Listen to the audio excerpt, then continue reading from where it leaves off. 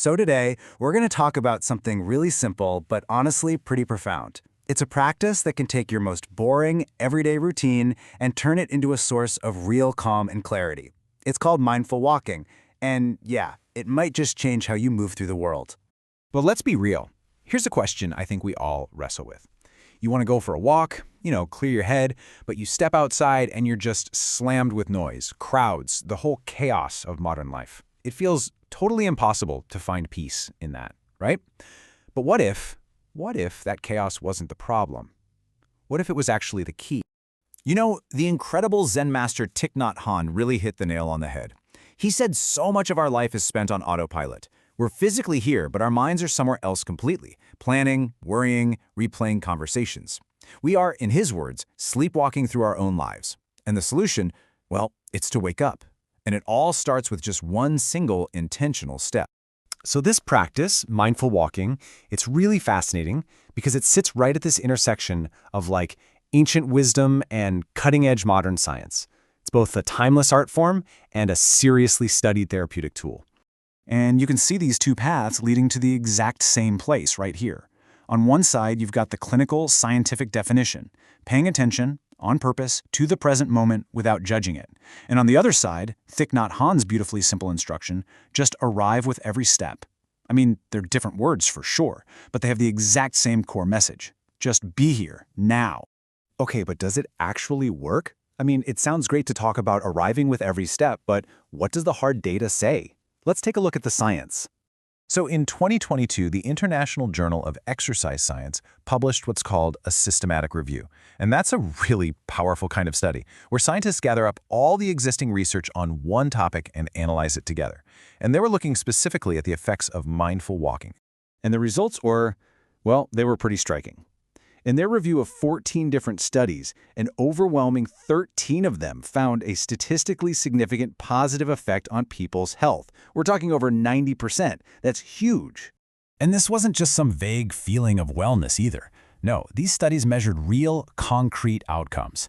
On the mental health front, they found measurable drops in things like anxiety, depression, and stress. And physically, they actually saw improvements in blood pressure and even aerobic capacity. Now look, in the spirit of good science, we've got to include the researchers' own words of caution here.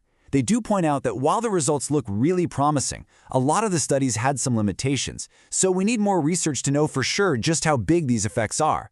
It's still an emerging field, but wow, the initial signs are definitely pointing in the right direction. Okay, so the evidence is looking good. So the next logical question is, how do we actually do it? Let's literally walk through the first steps together. And the process is so simple. First, just ground yourself. Before you even move, just stand still and really feel your feet on the ground.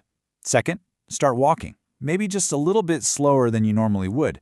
Third, really feel the movement. Bring all your attention to the physical sensations, your heel lifting, your foot swinging forward, the shift in your weight. And finally, and this is the most important part, when your mind wanders off, which it absolutely will, that's not a mistake.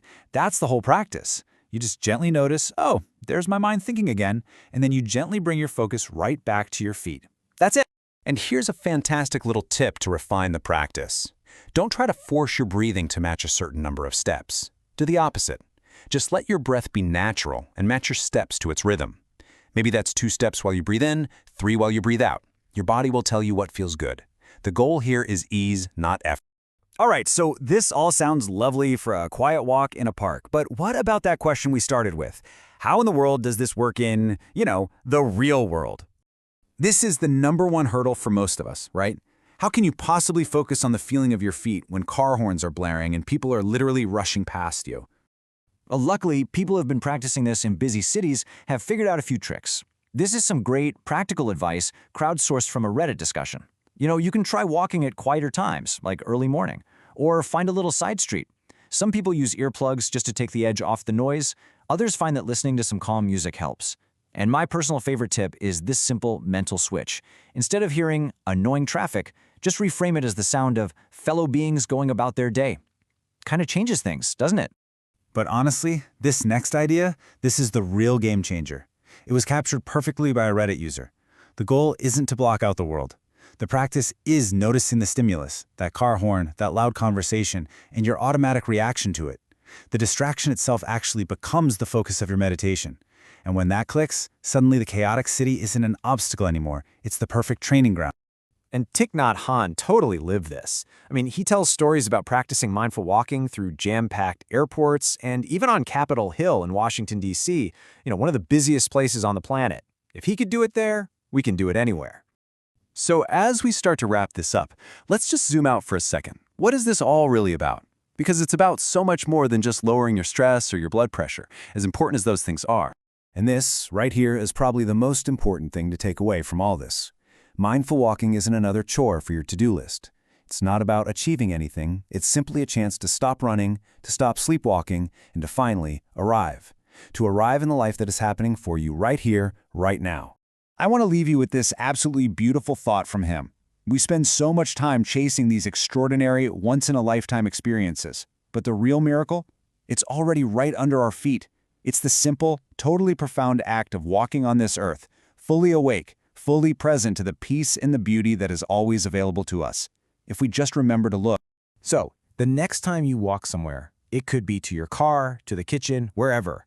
I just invite you to try it, just for one single step. Bring your full attention to it, and ask yourself, what miracle will you notice? Thanks for tuning in.